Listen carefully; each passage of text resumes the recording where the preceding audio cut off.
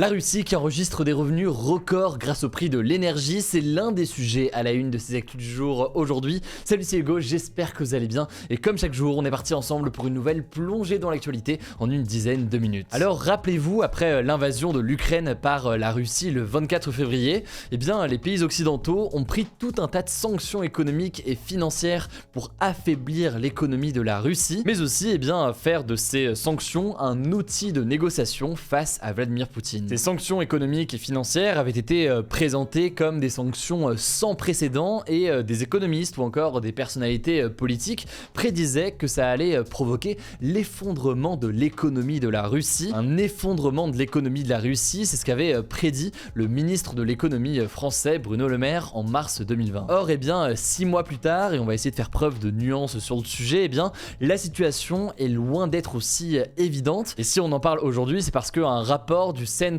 for Research on Energy and Clean Air qui a été publié ce mardi, estime que la Russie a engrangé des profits records sur les ventes d'énergie fossile depuis le début de la guerre. Si on rentre un petit peu plus dans les détails, les revenus du pétrole, du gaz et du charbon en Russie ont atteint 158 milliards d'euros entre le 24 février et le 24 août 2022. Et autre ordre de grandeur important, rapporté à toute l'année 2022, ces revenus issus des énergies fossiles pour la Russie pourraient dépasser de 20% les revenus de l'année précédente, l'année 2021 donc, selon le média américain Bloomberg. Mais alors, comment est-ce que la Russie a réussi à augmenter ses revenus issus des énergies fossiles à un niveau aussi élevé malgré la guerre et malgré les sanctions? La première raison qui est absolument majeure, c'est que les prix ont fortement augmenté puisque les marchés financiers ont peur de potentielles pénuries liées à cette guerre. Et pour le gaz par exemple, le prix sur les marchés financiers sont aujourd'hui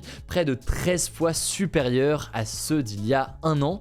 Résultat, si on prend par exemple l'entreprise pétrolière russe Gazprom, elle fait autant de bénéfices avec ses ventes de gaz à l'Union européenne aujourd'hui qu'en 2021, autant de bénéfices que l'an dernier donc, alors qu'en parallèle, elle vend 4 fois moins de gaz. La deuxième raison du coup justement, c'est que l'Union européenne a certes réduit ses achats à la Russie, mais elle ne les a pas arrêtés complètement. Elle compte toujours pour 54% des exportations énergétiques qui viennent de Russie.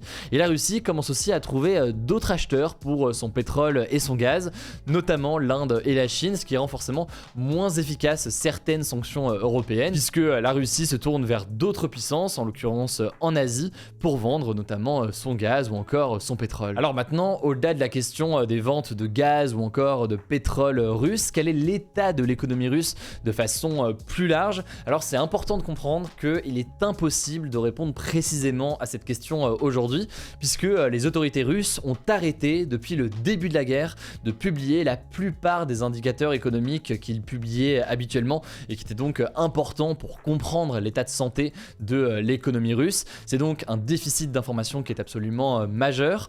Pour autant, de son côté, le Fonds monétaire international estime que le PIB russe, donc l'ensemble de la richesse produite par la Russie, devrait reculer de 6% en 2022. 6% c'est une baisse importante, mais c'est tout de même une baisse qui est moins importante que ce qui était prévu initialement, y compris les chiffres du FMI qui partaient sur une baisse du PIB d'environ 8,5%. Bref, pour résumer, on manque de données importantes, mais les données que l'on a aujourd'hui semblent montrer aujourd'hui que l'économie russe ne s'est pas complètement effondrée et qu'elle est clairement toujours portée par les exportations de pétrole et de gaz. Pour l'instant donc pas d'effondrement de l'économie russe, la Russie s'en sort mieux que prévu, sans compter d'ailleurs les difficultés au sein de l'Union européenne sur les questions énergétiques en ce moment dont on a beaucoup parlé.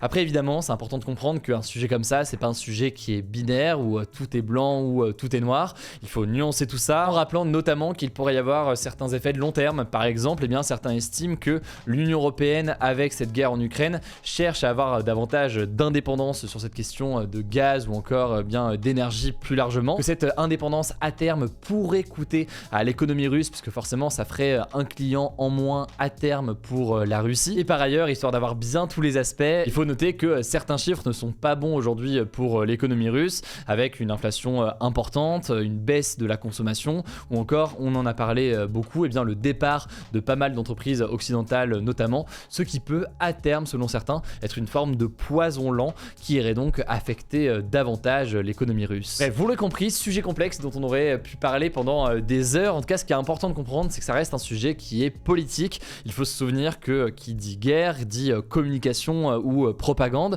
C'est donc un enjeu pour les États-Unis et l'Europe de présenter la Russie comme affaiblie. Et à l'inverse, c'est un enjeu pour la Russie de présenter son économie comme étant en bonne santé, etc., capable de financer sa guerre encore longtemps. C'est en tout cas un sujet qui est très important et très intéressant. Je vous mets comme d'habitude des liens en description si vous voulez creuser tout ça de votre côté. Et puis de notre côté, évidemment, on reste vigilant à ce sujet. On continuera à vous informer comme il faut pour comprendre réellement ce qu'il en est. Allez, on continue avec un deuxième sujet que je voulais absolument traiter aujourd'hui. On part en Somalie, un pays d'Afrique de l'Est qui est au bord de la famine. C'est ce qu'indique l'Organisation des Nations Unies qui a donné ce lundi un ultime avertissement. En fait, Martin Griffiths, qui est le chef du bureau de la coordination des affaires humanitaires de l'ONU, s'est rendu lui-même en Somalie et il s'est dit profondément choqué par la situation. Il redoute en fait une grave famine qui pourrait intervenir entre octobre et décembre dans le pays. Mais alors comment est-ce que la Somalie en est arrivée là? Eh bien c'est le résultat d'une sécheresse d'abord historique. En effet, depuis fin 2020, il y a eu 4 saisons de pluie insuffisantes d'affilée dans le pays. Ça a forcément eu un impact sur les récoltes et donc sur la nourriture derrière. Au total, 7,8 millions de personnes sont aujourd'hui affectées par la sécheresse, soit près de la moitié de la population, et 213 000 personnes sont en grand danger de famine selon l'ONU. Alors en 2011, la Somalie avait déjà été frappée par une famine qui avait fait près de 250 000 morts, mais les experts craignent un bilan beaucoup plus lourd potentiellement dans les prochains mois dans le pays. Alors face à l'urgence, l'ONU appelle à une mobilisation rapide des acteurs humanitaires, mais en fait le groupe islamiste terroriste Arakat al-Shabaab qui est présent dans la région, eh bien rend plus difficile notamment la livraison et la mobilisation comme ça des ONG ou encore des aides humanitaires plus largement. Par ailleurs, eh bien les fonds peuvent parfois tarder à arriver puisqu'il y a plusieurs conflits, plusieurs situations difficiles. On a évidemment parlé de la guerre en Ukraine, c'est un parmi d'autres. Il y a donc une demande importante, une urgence importante. La situation est donc très compliquée aujourd'hui. Je voulais donc vous en parler dès maintenant et évidemment on continuera à en parler dans les prochains jours. Ça me semble assez essentiel. Allez, on poursuit avec les actualités en bref et d'abord cette première information, c'est une mise à jour et plutôt une bonne nouvelle pour la France. Finalement, eh bien l'ouragan Daniel ne se dirigera pas vers la France comme ce qui était prévu par les météorologistes il y a quelques jours. En effet, a priori, il va plutôt passer au nord de l'Europe, donc vraiment au niveau de l'Irlande ou encore de l'Angleterre. Et d'ailleurs, il va s'essouffler assez rapidement. Donc voilà, il n'y aura pas de conséquences majeures sur la météo en France, contrairement à ce qui était annoncé ou en tout cas prévu potentiellement il y a quelques jours. Voilà donc pour cette petite mise à jour qui me semblait nécessaire vu qu'on en avait parlé il y a quelques jours. Et au passage, vu qu'on parle de météo, de très gros orages ont frappé l'Hérault et le Gard, donc dans le sud de la France ce mardi soir. 13 départements ont été placés en vigilance orange par Météo France. Du coup, prenez soin de vous si jamais vous habitez dans la région. Deuxième actualité très rapidement, mais juste histoire quand même de vous tenir au courant. L'entraîneur du Paris Saint-Germain, Christophe Galtier, est revenu ce mardi soir sur la polémique qu'il a déclenchée au sujet de l'impact environnemental des déplacements des joueurs du PSG. Alors on en parlait hier, Christophe Galtier et le footballeur Kylian Mbappé ont fait polémique ce lundi soir après s'être moqué de la question d'un journaliste sur la possibilité pour le PSG de prendre le train plutôt que l'avion. Alors après la victoire, et la très belle victoire d'ailleurs, faut le dire, du PSG face à la Juventus de Turin mardi soir, eh bien Christophe Galtier a déclaré regretter, je cite, une blague de mauvais goût lorsqu'il a affirmé que le PSG eh bien, étudiait la possibilité de se déplacer en char à voile plutôt qu'en avion, tout en déclarant cependant qu'il n'avait pas à présenter d'excuses pour ses propos selon lui. Selon lui, eh bien, les joueurs et le staff du PSG eh bien, prennent le problème du climat au sérieux. On verra donc s'il y a du changement sur cette question du déplacement des joueurs dans les prochains mois. Et pour en savoir plus donc sur cette histoire, je vous renvoie aux actus du jour qu'on a posté hier. Troisième information, toujours en France avant de passer à l'étranger, mais c'est une information politique majeure. Le leader de la France Insoumise, Jean-Luc Mélenchon, a déclaré dans une interview aux médias spécialisés Reporter qu'il souhaitait être remplacé lors de la prochaine présidentielle qui aura lieu donc en 2027. Il veut désormais se consacrer, je cite, au travail intellectuel de son parti, mais sans être donc candidat à l'élection présidentielle. Je rappelle aussi qu'il ne s'est pas représenté aux élections législatives il y a quelques mois. A noter qu'à l'âge de 71 ans, Jean-Luc Mélenchon s'est déjà présenté présenté 3 fois à l'élection présidentielle.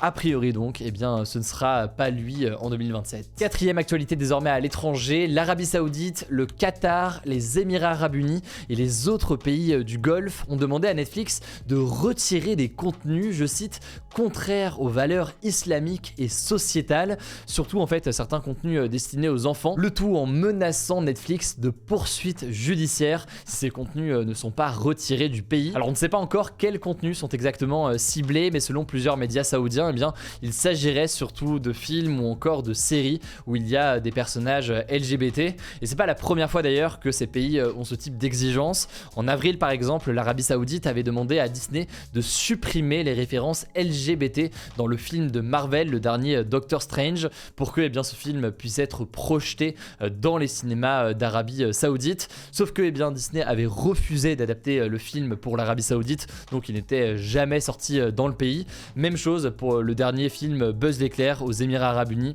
Il y a eu le même genre de demande et le même genre de refus. On verra donc comment réagit Netflix sur le sujet. Pour la cinquième actualité, je vous propose qu'on retourne chez nos voisins en Allemagne. Le premier train à hydrogène au monde est entré en service il y a quelques jours en Allemagne pour le transport de passagers. Alors concrètement, en fait, c'est un train qui est équipé de piles à combustible et qui transforme donc l'hydrogène, qui est un gaz très léger, qui est stocké donc sur le toit. Il le transforme donc en électricité pour permettre tout simplement au train d'avancer. Ça remplace donc des trains à diesel qui fonctionnaient jusqu'ici et c'est donc un train qui émet que de la vapeur d'eau et de l'eau condensée. Donc c'est forcément quelque chose de moins polluant, même s'il y a tout de même, il faut le noter, un enjeu sur la production de l'hydrogène pour le rendre le plus vert possible, puisque parfois c'est pas du tout le cas et c'est issu d'énergie fossile, mais ça reste tout de même, donc vous l'avez compris, une avancée très positive et bien meilleure pour l'environnement. Au total, 14 trains ont été mis sur les rails dans la région de la Basse-Saxe. Ils vont donc remplacer progressivement les 15 trains à diesel qui étaient présents ici. Une bonne nouvelle donc en matière de transport. Allez, dernière actualité un peu moins sérieuse et une petite fierté tout de même pour la France. 48 nouveaux records français ont été enregistrés par le Guinness World Record. Ils sont présents donc dans l'édition 2023 du fameux livre des records qui sort chaque année. Un livre que je demandais à Noël chaque année, c'était pas le truc le plus intellectuel du monde, mais enfin j'aimais bien quand j'étais petit. Alors je vais pas vous citer tous les records, mais sachez que ce sont des Français notamment qui détiennent le record de la pizza avec le plus de variétés de fromage à l'intérieur, avec 834 variétés de fromage pour être exact. C'est un record qui a été fait avec le chef Julien Serry, le youtubeur Morgan VS ou encore l'artisan fromager François Robin. La France détient aussi le record du plus ancien cinéma en activité. C'est l'Eden Théâtre qui est présent à la Ciotat, donc pas loin de Marseille, et il propose des séances de cinéma depuis 123 ans. Bref, plein de records très importants. Bravo du coup aux Français pour tout ça. Écoutez, voilà donc pour cette nouvelle plongée dans l'actualité en une dizaine de minutes. Comme d'habitude, vous le savez, n'hésitez pas, si vous avez des suggestions ou autres, à les mettre directement dans les commentaires. On prend le temps de lire tout ça. N'hésitez pas à vous abonner, évidemment, je ne sais pas encore le cas, pour ne pas louper les vidéos suivantes. Prenez soin de vous, prenez soin de nos proches, et puis on se dit à demain du coup pour une nouvelle vidéo.